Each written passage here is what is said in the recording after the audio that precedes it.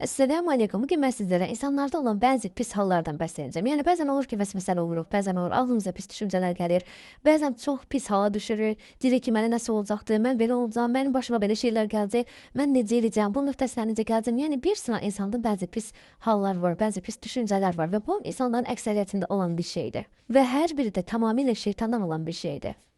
Baxın, Allah heç kimə gücünün, qüvvəsindən artıq nə dərd verməz, nə problem verməz, heç bir şey verməz. Amma biz bəzən nə edirik? Bəzi şeylər ağlımıza o qədər salırıq, o qədər düşünürük, o qədər əhəmiyyət veririk ki, bu şey artıq gözümüzə böyüməyə başlayır. Bəzən gələcəyə düşünürük, bəzən keçmişə düşünürük. Yəni bunların hər birinə hamısının adı vəsvəsədir və bəzən də ağlımıza pis düşüncələr, pis fikirlər, mənfi bir hadisələr də gələ bilir. Bunların hər biri də vəsvəsədir, şeytandandır. İlk öncə bunun qurtulmağının bir yolu odur ki, biz buna əhəmiyyət verməyəcəyik. Bizim bu ağlımıza gələn şeylərdən nə biz məsuliyyət daşımırıq, nə bizə bir günah gəlmir, nə də heç bir yani buradan bu biz bunu düşünməklə ağlımıza o gələsi deyil. Tamamilə şeytandan. Yəni belə bilin ki, siz o qədər Allaha yaxınsınız ki, o qədər Allaha bağlı insansınız ki, o qədər gözəl insansınız ki, şeytan sizlə əlləşir daima. Daima sizin ağlınıza pis şeylər salır. Bəzən də ağlınıza necə deyim, bəzi təlaşlar, bəzi mənfi hadisələrin başınıza gələcəyini salıb sizi narahat eləmək istəyir. Şeytana qətiyyən uymamalıyıq. Bu düşüncələrimizdə məsul olmadığımızı, nə bizə bir günah, nə və yaxud da ki, bir şey yazılmadığını və yaxud da dediyim kimi bu hadisə biz düşünürük deyə, biz belə pis fikirləşirik deyə, o bizim başımıza gələcəkdir, mütləq deyə bir şey də yoxdur. Bunlardan qurtulmağa çalışmalıyıq. Birincisi nə edirik? Onlara əhəmiyyət vermirik. Baxın, üzr istəyirəm, sizə bir itdən örnek verim. Məsələn, hər hansı bir itin yanına getsəniz, siz ondan özünüzü qorxduğunuzu göstərsəniz nə olar?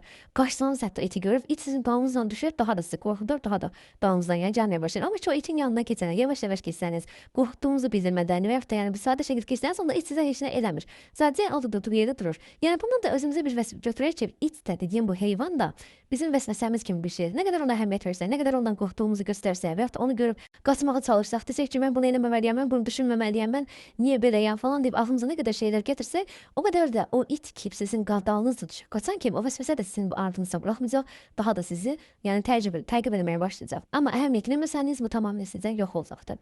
Baxın, ən önəmli hər yollarından biri də siz daima Allaha yaxın olmalısınız, dualar eləməlisiniz, zikirlər eləməlisiniz, Allahla bəzən söhbət eləməlisiniz. Yəni bəzən də yəni Allah üçün bəzi xeyirli işlər görməlisiniz. Mümkün deyil ki, siz bunları eləmədən o hallarınızdan, o məyus halınızdan, üzüntülü halınızdan qurtulmağınız mümkün deyil. Baxın, sizə deyirəm. Allah namazı bizim üçün niyə buyurubdu? Bizim ehtiyacımız olduğumuz üçün buyurubdu. Mən bunu hər dəfə deyirəm.